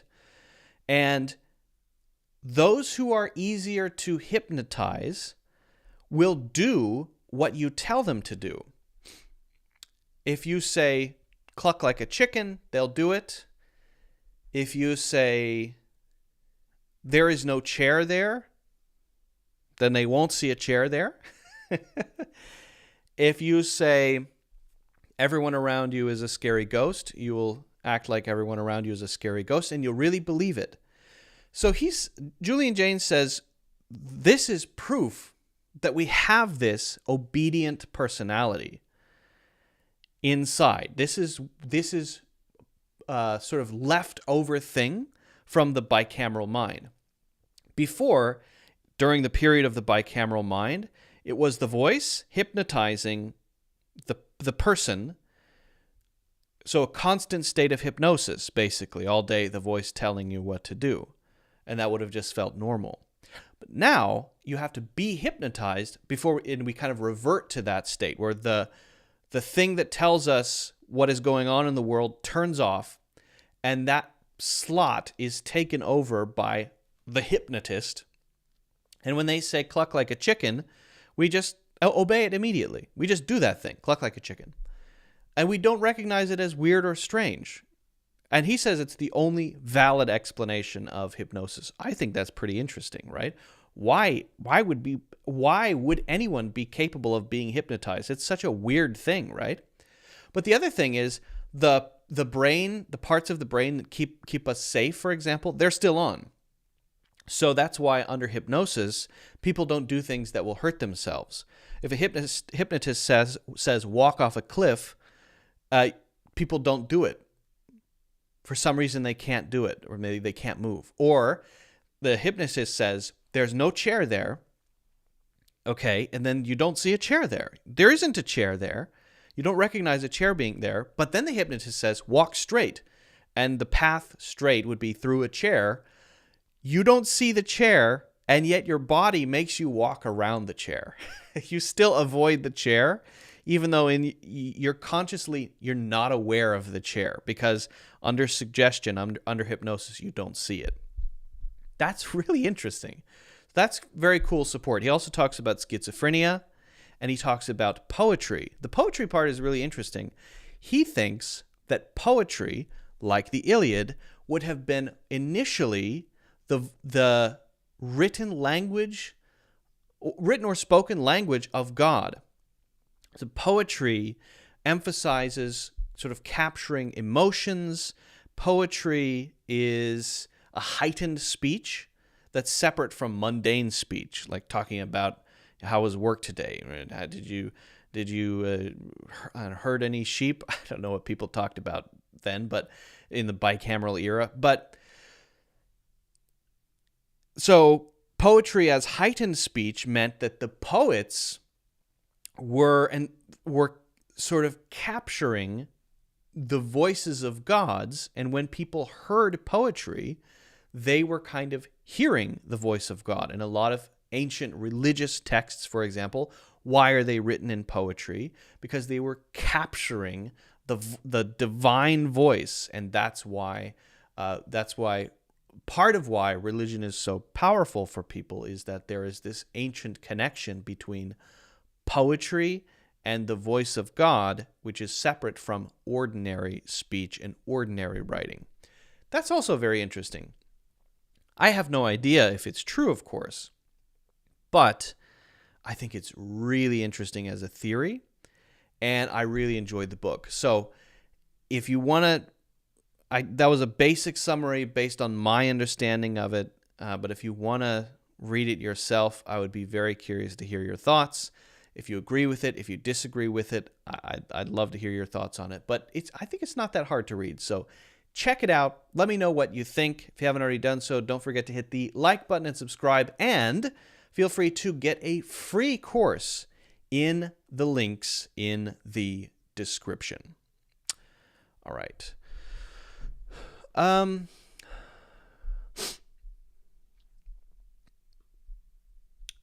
right.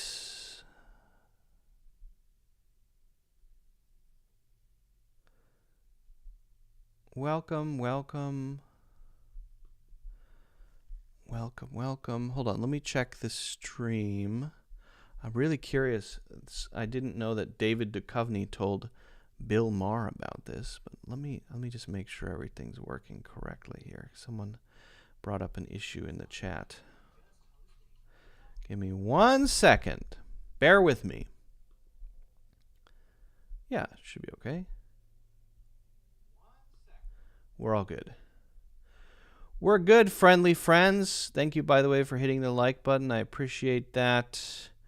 Welcome to those who are just joining. Feel free to drop your favorite books in the chat if you like, or the books you've been reading. I'd like to do more book reviews because it's actually a good exercise for me to really remember what I've read and have to recall it. But if you want to share what you've been reading or interesting books, let me know. I read mostly nonfiction, especially these days, but yeah, pop those in the chat. By the way, if you want to join the Discord, there is a free Discord that you can join that is on Discord. It's in the link in the description. And I mentioned the course, free course. If you want to sign up for a yearly membership, you get a one-to-one evaluation, initial evaluation with me. So feel free to sign up for the yearly or the monthly membership. Let's see, what else? I think that's all. Discord, courses. If you want to listen, or if you are listening, great. You can watch on YouTube if you like. Or if you want to listen, and you mostly watch on YouTube and Facebook and Twitch even, you can click on the link in the description. It's labeled as, I think, audio only. And you can listen on Spotify or Apple Podcasts or wherever you like to listen. Okay. I'm just curious. This is from the Julian Jaynes Society. Are we going to get a copyright strike for watching this? I just want to watch it. I mean, geez, can't people just watch stuff? But that's the art part. I mean, I think it was Neil Simon who said, who's asked what's autobiography. Well, this is posted by the Julian Jaynes Society. Thinking about people generally start off in life in a maze. If they mature enough emotionally or spiritually, they earn the right to feel. Okay. In your work, and he said, it's all autobiography, even the parts I make up. Right. And so that's the way I feel. I mean, it all gets filtered through whatever consciousness I have, and when I land on a character, even though he resembles me and all that, you know, I get the slant of it, and then I'm off and running when I'm writing that way. So it is and it isn't me, you know. And the amazing thing about the process of writing is, as you come to it day after day after day, and you're a different person. I mean, I'm not schizophrenic, but I'm a different person. Every day I sit down with a different consciousness. I like that. I mean, Jung had an issue. Carl Jung, very famous psychologist and therapist and philosopher, had an issue of multiple personalities, but he didn't see it as an issue. And in his Red Book, if you read his book called The Red Book, or less reading, and well, there's reading, but there's also a lot of images. It's a huge book. It's like $90. It's his way of trying to grapple with this idea that, why do I have to be only one consciousness, one person? We do have multiple personality disorder. All of us do, if we're healthy. I mean, in the sense that when you're 12, you're a different person than when you're 40. And when you're 40, you're a different person than when you're 70. Those are three very different people, different life experience, different values, different ideas. That's doing it correctly, right? Having multiple personality disorder over your lifetime is how it should be, because you should be, always developing. But think about how you are around one group of friends as opposed to another. I don't know about you, but when I'm around one particular group of friends, or when I'm at home, or when I'm with another, I am three different people. And it's not that I'm being fake in two of the three. Those are authentically three different versions of me. When I'm talking on camera, when I'm explaining something, when I'm teaching a course, that's not a fake version of me, but I'm not like that at all when I'm not on camera, right? If I'm not explaining something on camera, I'm usually very quiet and I don't say a lot. But it's not like that's who I really am, and on camera I am fake. I'm saying lots of things all the time. Both are me. They're just two different modes, right? And so do you say that that's my personality, or there's different personalities? However you want to think about it, I think it's healthy to look at yourself as a complex thing that's changing over time. It isn't the same everywhere. And when you're confronted with something different about who you are or how you behave, that shouldn't scare you. It might be just an interesting path that you haven't explored yet. And you're going to change in the future whether you like it or not. So I think it's healthy to, when you notice yourself naturally responding to something, effortlessly responding to something that's different to how you used to do it, rather than saying, no, that's not who I am, I don't know, that's scary. Just embrace it. Just let it be. And I think that's a more natural way to change. Conversely, forcing yourself to change all the time, I think, can be forced and can take you to an unhealthy place. Anyway, that's just my opinion. In a way, and it kind of builds like a sedimentation in a way, and it becomes its other thing, and it's not me in a way, even though it came from. Do you write high?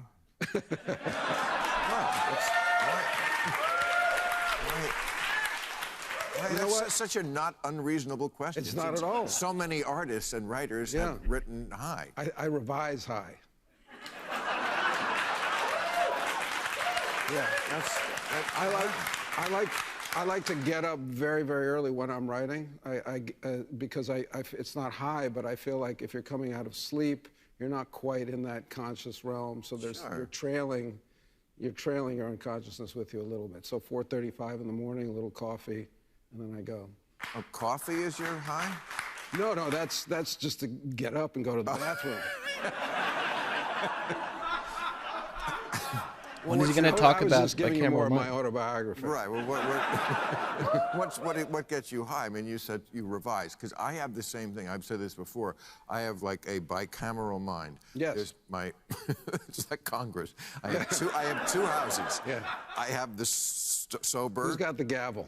I have the sober and then the stone. They have to come together on legislation. Right. When they both agree, I will sign it. I like that.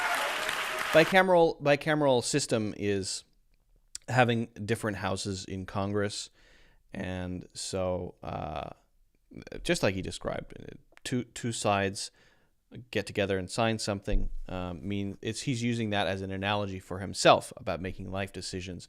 If he makes decisions from one side of himself that doesn't consider the other, maybe it's not a good decision. And conversely, but if they're both kind of in sync, he signs it, meaning he's okay with doing that action. That's an interesting way to think about it. Is that what you're talking about? Okay. Have you ever read Julian James's Bicameral Mind? Have you ever read that book? You'd be very interested in that. It's probably the same thing. I mean, he says, if I might get this wrong, so forgive me, but he basically says that God, as we have come to know it, is actually one half of our brain talking to the other half of our brain, and that we mistook it for God. But anyway, be that as it may, Bill. I think that's giving a lot of credit to people who don't even have half of a brain. Anyway, that's interesting. Right at the end, though, they didn't really talk about it. He just mentioned it quickly. It's yeah.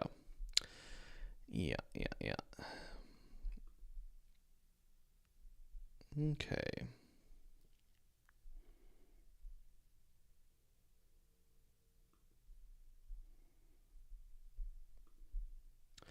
Recently, I saw Paul Pretty on one of the early videos on your channel. I assume he's your brother. Does he still record videos?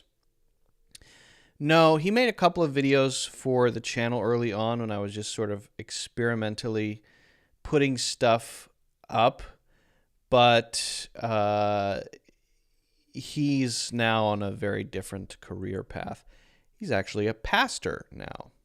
He's a pastor, so I don't believe he'll be making any videos anytime soon, unfortunately. I mean, not unfortunately, just is what it is. All right. Well, I think we're able to call it a day. Have I covered everything I wanted to cover?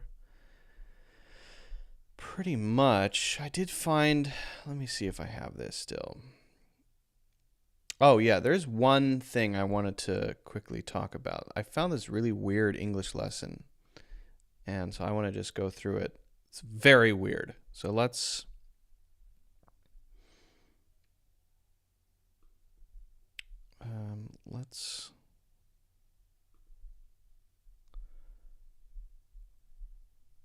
hold on. How do I?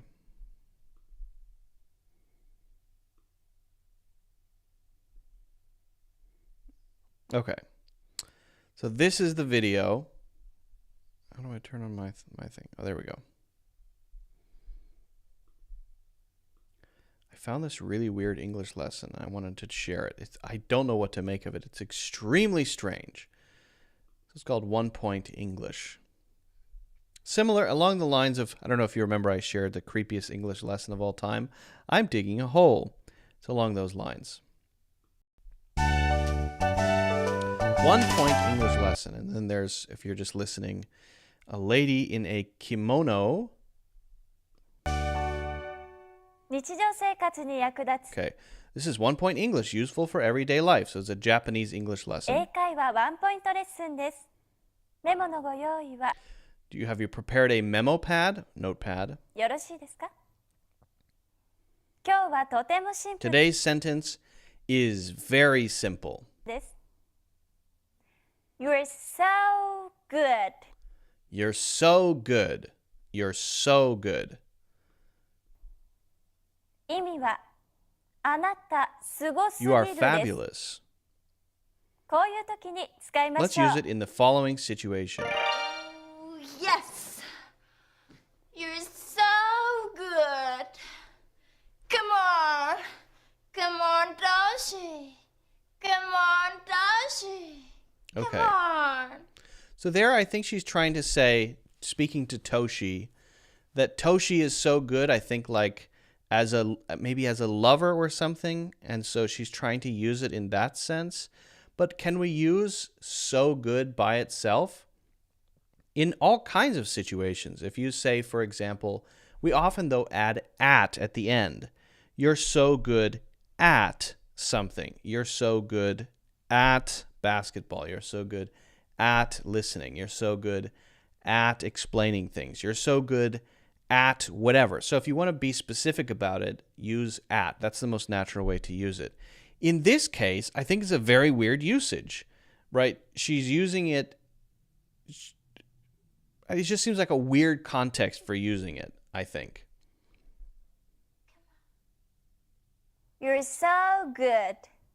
So を伸ばして言うのがポイント Extend the sound of so. This is the point. です。短く言った場合、You're so good は意味が全く If you use so in the short way, it will have the opposite meaning and will have a very rude impression. Okay, so she's also trying to make the point here of stress. So we stress specific words in the sentence when we want to emphasize the meaning of that word, right? If I say I want to know. Okay. I want to know. If we emphasize or stress I, then that means the person who wants to know is me, not other people. If we say I want to know, then I'm trying to tell you that I really care about that and I don't want you to think that I don't care, right? Okay, you don't seem interested. No, I want to know. Okay. If I say I want to know, probably won't emphasize to because it's just a preposition there, right?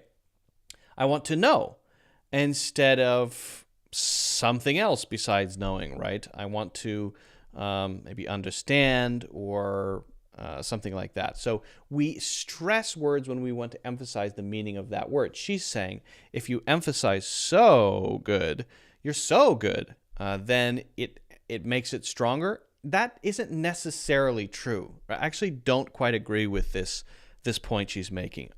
As I said, the idiom "you're so good at something" is totally valid. It's a totally natural way to express something. Just telling someone that they're so good in bed or something, I don't know, is I don't know, seems strange. Oh, and if we say if you're so good, the opposite of that without emphasizing so, does it say the opposite? Again, I don't think so. 逆になり、相手に大変失礼な印象を与えます。Oh yes, you're so good. You're so good. Come on. Come on, Toshi. Hey, Toshi, come on. はい、これ This is no good, she says. はいけませんね。今日のワンポイン Today's トレッ one スン point は English was You're so You're good. so good. あなた、すごすぎ You る are fabulous. でした。上手に使いましょう、ね。 Let's use it constructively. Okay. Again, I think the point of this very strange lesson that I saw on my feed is not quite accurate. Yes, it's true that we do stress words that are more important. And sometimes saying, that is so fun, does emphasize it. You're so good, can emphasize it, right? But it's not necessarily true that saying, you're so good, that's so fun, is the opposite. If I say, that was so fun, that was so fun. If I stress the so or not, it doesn't make it the opposite and it doesn't make it rude. So I don't think that the overall meaning of this is correct, although it does bring up a couple of important things, such as the importance of stress and stressing specific words when we want to emphasize the meaning of things.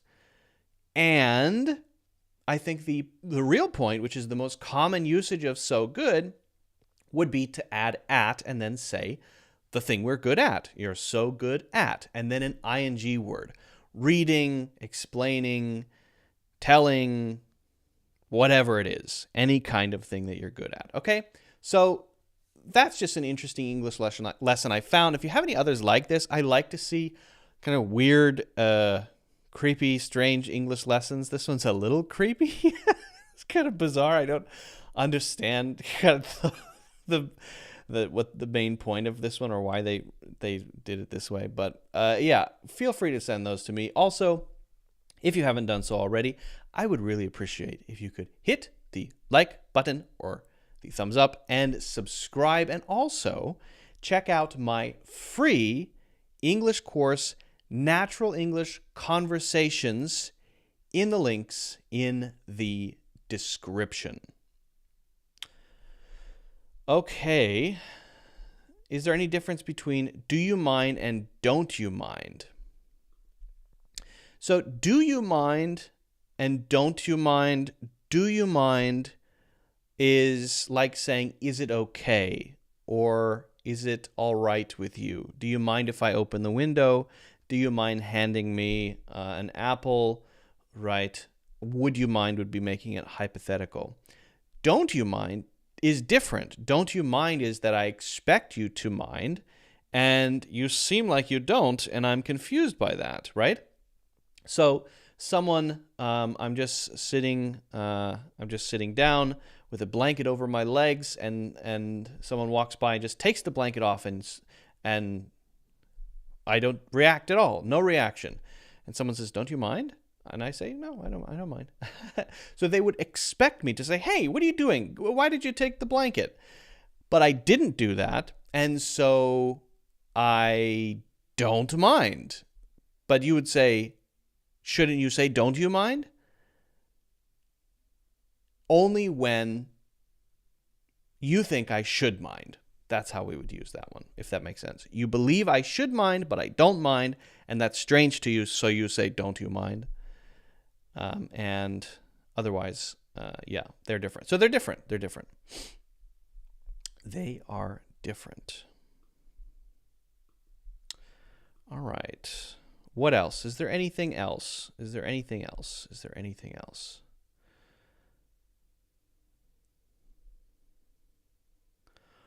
What's the deal with the thumbnail today?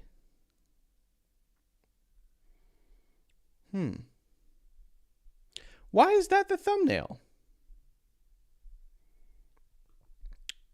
Oh my goodness. I realized that the thumbnail for today was not updated correctly. That's strange. Here, let me quickly... Oh, but it does look correct here. Are you guys seeing this? Is there an issue with the thumbnail? I'm gonna up... No, that's right. That's correct. Yeah, all right. Hold on, give me a second, guys. Just fixing something here. Very strange. Okay, we might have had a thumbnail issue the whole time. Wonderful. All right.